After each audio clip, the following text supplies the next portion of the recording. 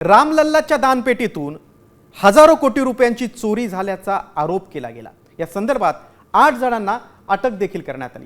मात्र राम मंदिरातील चोरीचं बिंग कसं फुटलं, चोरांची मोडस ऑपरेटी कशी होती, पाहूयात या स्पेशल रिपोर्टमधून। रामलल्लाच्या दानपेटीवर 1400 कोटींचा डल्ला। छुप्या कॅमेरानं फोडलं चोरांचं बिंग।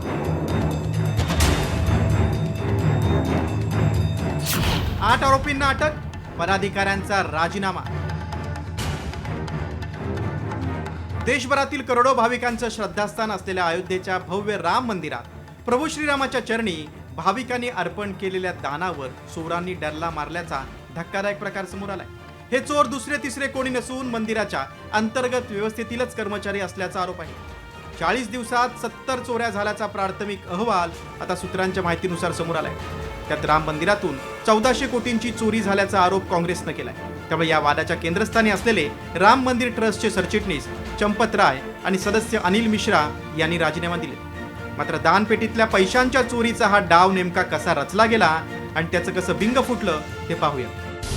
राम मंदिरात साधारणपणे एका दानपेटीत एका वेळी 7 ते 8 लाख रुपये जमा होतात। मात्र काही आठवड्यांपासून 500 रुपयांच्या नोटांची बंडलं अचानक कमी होत असल्याचं समोर आलं। संशय बळावल्यानं नोटा मोजणीच्या खोलीत छुपे कॅमेरे बसवण्यात आले आणि तिथूनच हा महापापाचा पर्दाफाश झाला।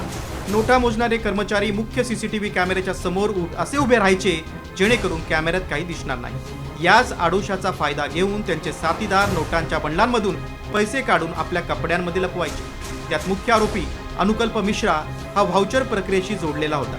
कर्मचारी नोटांच्या बंडलात काही अतिरिक्त नोटा टाकायचे। बँकेत संपूर्ण नोटा मोजण्याऐवजी फक्त बंडलं मोजून व्हाउचर बनवलं जायचं। नंतर मंदिरातून बँकेत पैसे नेताना बंडलातील त्या अतिरिक्त नोटा काढून घेतल्या जायच्या।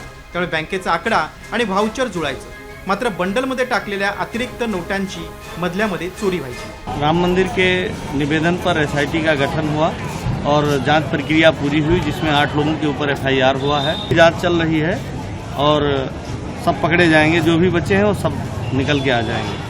अखेर उत्तर प्रदेश सरकारनं या प्रकरणी एसआयटीची स्थापना केली। एसआयटीनं 6 दिवस अयोध्येत राहून सखोल चौकशी केली आणि आपला प्राथमिक अहवाल सरकारला सादर केला। त्यानंतर पोलिसांनी 8 जणांवर गुन्हा दाखल करून त्यांना अटक केली। त्यामुळे शंकराचार्यांऐवजी खास लोकांना बसवून चोरी करण्याचा उद्देश होता असा आरोप अभिमुक्तेश्वरानंद यांनी केलाय। 4 शंकराचार्य और रामानंदाचार्य और दूसरे जो आचार्य थे वो क्या गड़बड़ थे? उन्हीं का ट्रस्ट बना देते कि भाई साधु संत आचार्य गण आप मिलकर के ट्रस्ट बनाइए, मंदिर बनाइए। लेकिन अपने खास कार्यकर्ताओं को वहाँ पे बैठाने का मतलब ही था कि शुरुआत में नियत ही थी कि अपने खास लोगों को बैठा के हम चोरी करेंगे, तो वो हो रही है।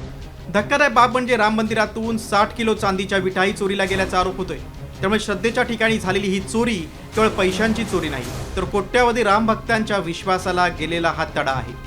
ड्युटीवरून परतणाऱ्या कर्मचाऱ्यांची तपासणी न करण्याच्या सुरक्षेतील त्रुटींमुळे हा प्रकार घडल्याचं बोललं जातं। आता एसआयटीच्या सखोल तपासातून या राम मंदिर चोरी प्रकरणातील आणखी कोणते मोठे मासे गळाला लागणार आणि या संपूर्ण गैरव्यवहाराचा मुख्य मास्टरमाइंड कोण आहे याकडे संपूर्ण देशाचं लक्ष लागलंय। ब्युरो रिपोर्ट, साम टीव्ही।